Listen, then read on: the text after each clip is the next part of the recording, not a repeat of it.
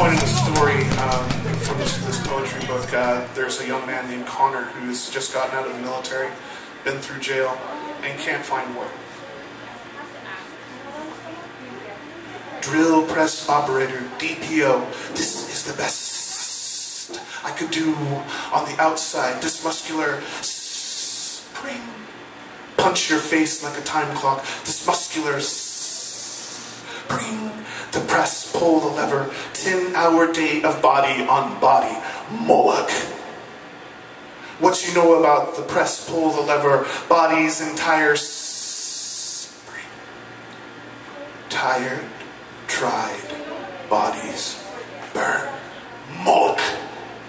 What you know about a machine, Ponzi screen, and we, Moloch, are fascinated by Maria. We are fascinated by Maria. We are fascinated by Maria. Maria.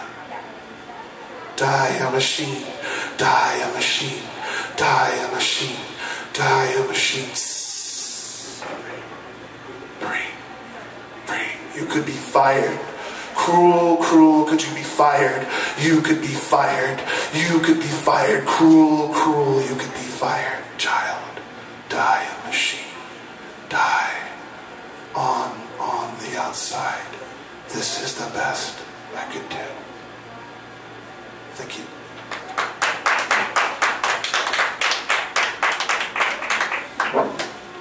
So before the show, Mike and I were talking a little bit about form and poetics, and a little about what drives us to generate new materials. One of the things that came up was that form should drive creation. That maybe something in a form inspires us to bring something out of ourselves that wasn't there before. This piece is based on refrain.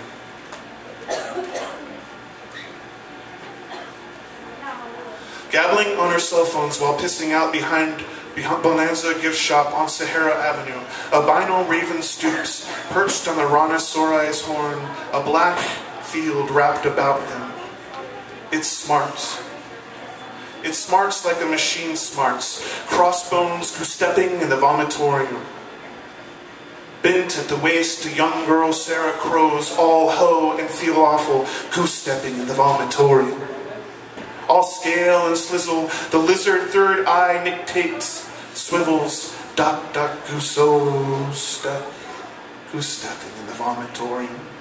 Opiate ash baggies, their price slash and lime, lie writing this rhyme of dependency, goose-stepping in the vomitorium.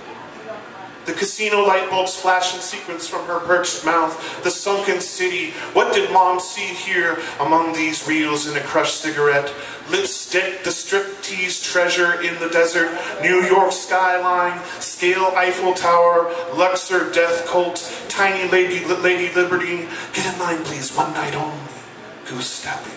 Oh, $1 water bottle vendors, misting umbrellas, empty desert trays, discarded rib bone of the sexless showgirl, goose-stepping, a sphinx without a riddle for middle life, the midlife rabbi, a nun, a gambler and a shrew, duck, estoppel, and the omitorium.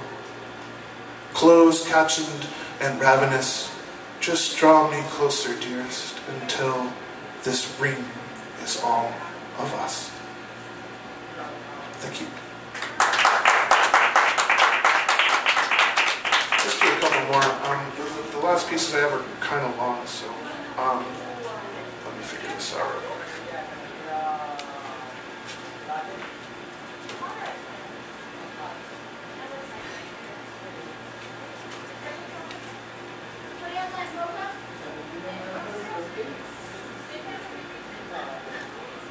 This next poem I'm going to read first in its original form. It's a skip code. It does this thing where every fourth little blast of words is an actual poem. But when you read them together, it creates its own sort of coherence. I'm just going to read a little bit of that, and then I'll read the individual poems as they're broken up. This one's called The Observation Deck, skip code 4. That night, the pool churned, lit by her electric book, Shadow of a man running, for you this may swing with mock battle. He saw half her face next to a man running, just be an angry father and his sons, the half curl of his dogs on top of the river. Moment of words hitting each other with body, sleeping half underwater, a tank tread, body sleeping half under. But I will tattoo this neon pink and lime blanket, the cord of sun running through the conversation with my Slurpee colored pool noodles. Tucked under the suspension of a tank, bones into the back. The mom leaves the pool, glow of words. Watch the tractor tread of my skin, and the father and sons at the foot of the bed, on an excavator that strips that skin away. Looking at the house like how we long to be there, buries, unburies a mound, to find the universe strobing on the water. To feel this, his poor man's push of tank chassis dripping, answers to our waves, the cast shadows, push starting, the faucet left on overnight, asymmetry, and the full bottom, the violent pickup truck by himself, to keep above ground pipes, the sadness that keeps. So, decoding this, it's a little different. That night, the pool churned, swam with mock battle, father and his sons hitting each other with neon pink and lime Slurpee-colored pool noodles. The mom leaves the pool, the father and sons looking at the house lights strobing on the water, waves that cast shadows in the pool bottom, the violent security light thrown on. The blinding lack of contrast was like energy of our waves that disperse as the eldest son leaves the pool. The hush as the youngest son told his father about 7 sins in Full Metal Alchemist. But his version of pride had eyes of blood. Or did the blood of the monster see the boy leave the father to himself? The father who alone felt the current still, except for the pool jets which had been unfelt and on the whole time, the security light extinguished when no one moved in front of it, feeling the drift in the tug under the water of the pool that wanted to eat him. Lit by her electric book, he saw half her face, the curl of his dog's body sleeping half under the blanket, the cord of sun tucked under the glow of words at the foot of the bed. How we longed to be there, to feel this poor man's push starting the pickup truck by himself. The bench seat clutched his 2 children, him running, feet pounding, his shoulder frame against the truck's frame, leaps into the cabin, dropping it into gear. The gear grinds like the denim shirt cuff, drag across the wrist like a scar left. The man in the military fatigues, run by the still body of water. He could finally see himself reflected in the water's face, running, captured, and rewinding, the talk outlines on sidewalk. The boy missed his father, his outline, his absence more concrete in his clothes left out, in the man missing his body from the center of his outline. Shadow of a man running, next to a man running, on top of the river, water a tank tread, running through the suspension of a tank.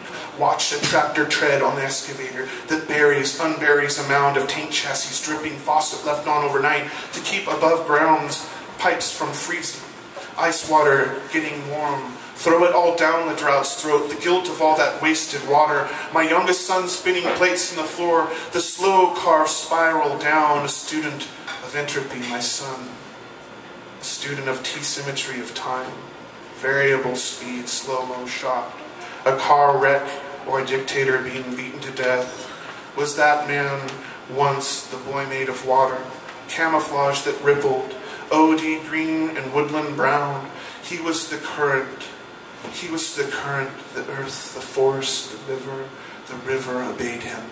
He reflected image of the river, running in him, the surface him, horse sweat and calcium stain.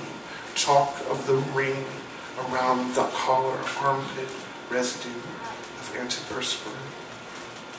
For you, this may just be an angry moment of words, but I will tattoo this conversation with my bones into the back of my skin and strip that skin away to find the universe's answers to our asymmetry and the sadness that keeps you spitting things at me so violently. Everything is written inside out, as if tattooed on the inside of our skins, as if truth is carved from us deliberately to be peeled, to be revealed, only in pain and the small death of this daily subsistence. All of these ways we upbraid the soul, left invisible, except to the being, peering through these glyphs of the unreal. Those unreal expectations as we turn ourselves inside out, as if all the various modes of our being could collapse into the role of some awkward social climber.